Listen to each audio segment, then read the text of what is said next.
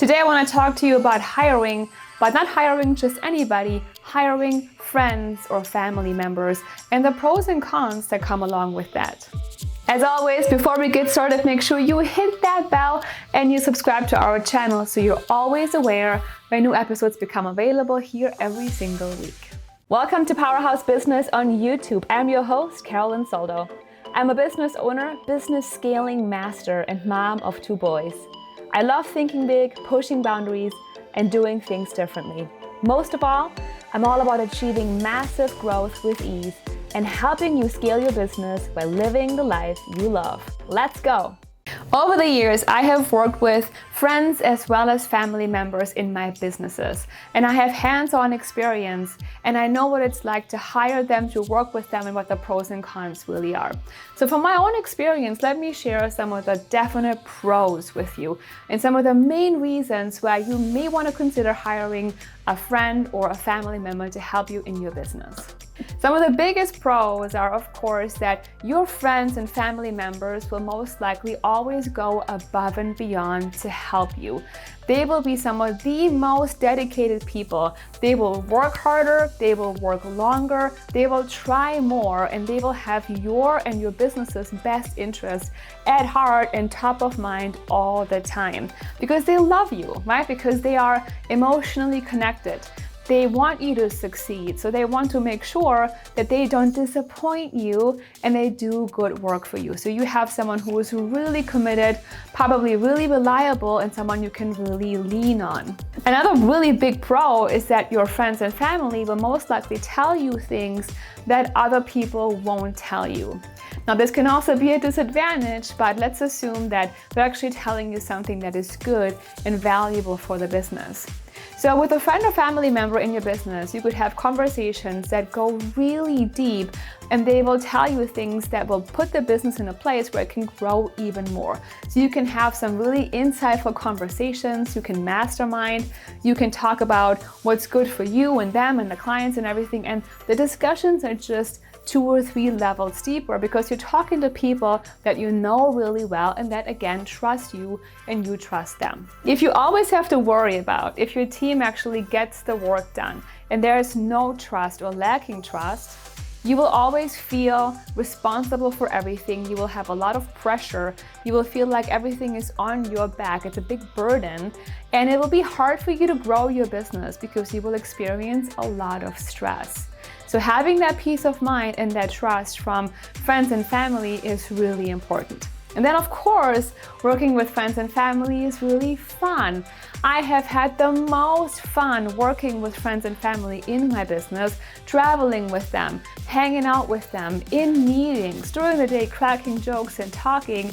So because they know you so well and you love them so much, right? It's really easy to have fun and have a really good time. So having them on your team brings up the fun factor.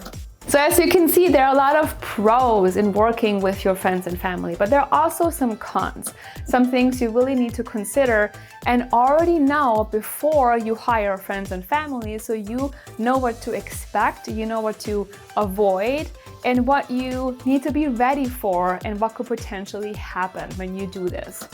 The first negative I can share with you from experience is that friends and family sometimes overstep boundaries. Now, what does that mean? They might email you on the weekend. They might take more of your time. They might tell you things they shouldn't be saying about other people. They might overstep your or their own boundaries because they feel comfortable and they know that you're their friend, you're their family member, and they can just get away with it. So keeping up professional boundaries when it comes to your work, your time, what you say, your communications is really important. And ideally, you want to not put the friendship out the door, but know that when it's time for business, it's time for business, and we're all going to be professional and we respect these boundaries. And then when it's time for fun and friendship, then the boundaries can come down and we can be in friendship mode. But knowing that you're going to be playing 2 different roles, and that is business and friendship, is really important so you can keep them separate right from the start. The second negative is having tough conversations. Everybody makes mistakes, and that's totally okay, right? But sometimes you need to have tough conversations with your friends and family in your business that make you feel uncomfortable. Having tough conversations with your regular team members might be a lot easier because they're not as easily disappointed, there's no love involved, there's no prior relationship, so you don't have to worry about that so much. And if these people leave, of course it's going to maybe hurt your business because you need to replace them, but then at least you're not losing a friend or a family member. And there's no fighting, there's no bad feelings or anything like that because of it. So having tough conversations is going to really challenge you. It will happen, so just know right away that you want to approach them with care, you want to be kind, you want to be, gentle, you want to be tactful and professional, especially when you have these conversations with your friends and family. The next negative is that you need to be careful not to overpromise or overdo things for them. What do I mean by that? Well, when it comes to friends and family, it's easy to pay them more, to do more for them, to let them get away with more, to just do more and give them more than you would give to other people. And this can be detrimental to your business. So you need to be really careful that you're able to treat them like you would treat anybody in their position, in their role within your company. The next negative is that it can get emotional. Again, when you're working with friends and family, they feel safe with you, so sometimes they're not 100% objective and their emotions will play a role in their decision making when it comes to their work, how they engage with you, how they communicate with others, and everything they do in your business. So make sure that you help them and yourself stay objective and stay professional in your business relationship so that emotions stay out of it as much as possible. And then of course, the worst thing that can happen when you hire friends and family is that you potentially damage the relationship. There might be a day where you have to part ways. Maybe your friends or family have new goals, they want to do something else, or maybe your business is moving into a direction where you need someone else to replace them.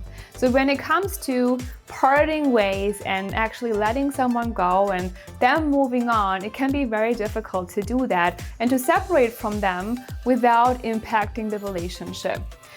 So it's really important that right from the start you have these open conversations with your friends or your family members before they even come into your business and say, we want to do our best not to impact the relationship, to end our business relationship peacefully and still be in a good place if we ever have to do that. And we know that right from the start, so we do our absolute best to accomplish that. And now I'd love to hear from you. Are you working with a family member or maybe a friend right now, and how is it going for you? What works for you? What doesn't work for you? Do you love it or does it give you problems? Let's have a conversation as always in the comments below. Leave me some of your thoughts and your ideas. I would love to hear from you. Now stay focused on your goals because I believe that you are meant to bring your passions, your expertise and your skills to the world. If you like this episode, give me a like, subscribe to our channel, maybe share it with your friends, and then of course make sure you come back again next week. Thank you so much for watching and take care. Do you often feel stressed and overwhelmed from growing your business? Do you crave more ease and happiness from your success? What if I gave you a tool that has the power to instantly make you feel focused, peaceful, and at ease, all while growing your business faster than ever before? I've created the Business Growth Scorecard that has helped countless businesswomen replace overwhelm with confidence, and now the scorecard is available online. It's free, takes less than 10 minutes, and provides you with a customized growth plan, including your personal scores. Go to businessgrowthscorecard.com to take the test right now. I look forward to helping you grow your business with ease and excellence.